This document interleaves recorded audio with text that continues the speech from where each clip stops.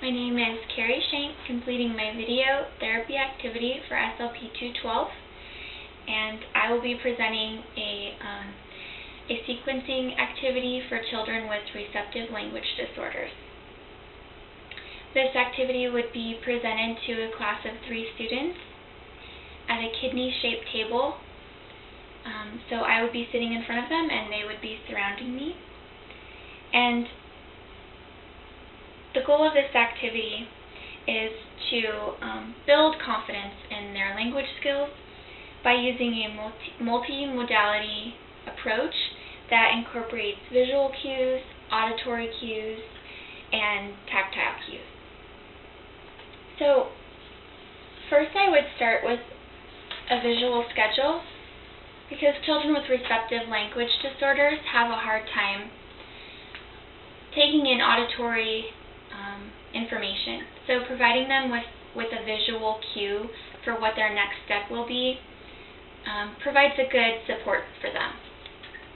After I provided them with their visual schedule, I would move on to the activity. And the activity for today would be a carrot sequence activity, in which we would talk about how a farmer grows carrots. And I think this would be a good activity for children because it might be able to relate to their real life. We could talk about what they grow in their garden at home and expand on how a farmer grows food. So first, we would start with talking about the pictures and pointing to them so that they could see exactly what I'm talking about. So first I would say, here's a farmer who's throwing the seeds in the soil. When the seeds grow into seedlings, they come up out of the ground and turn into big, yummy carrots. And soon these big, yummy carrots are ready to eat. So once we've talked about the pictures, I would give them a one-step direction, which would be cutting these pictures out. And I would wait until they had completed that step before I moved on to the next step. Because children with receptive language disorders have a hard time taking on more than a one-step direction. However, as they advance, I could give them a 2-step direction and a 3-step direction. So once we cut these pictures out, I would give them the direction to glue the pictures in the correct sequence. Another way to expand on this project would be to label the pictures 1, 2, 3, 4, etc.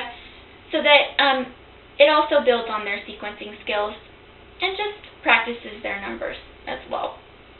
So in order to make this activity easier for children at a lower receptive language level, I could just have the sequence be 2 pictures or 3 pictures, and for children who are more advanced, I could build a 3 or 4 or even a 5 sequence picture with them.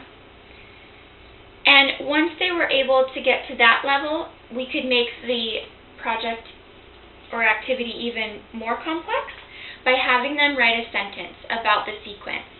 Do a short story or just a sentence about each step, building on their language skills. So it would be important to have cues in these sentences, such as first, then, next, and at the end saying finally or the end for the story.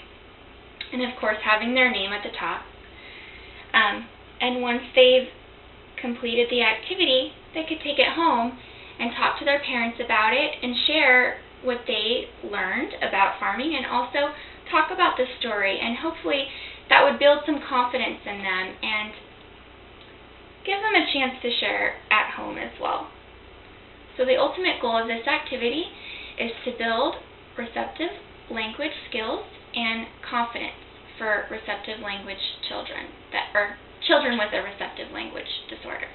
Thank you very much.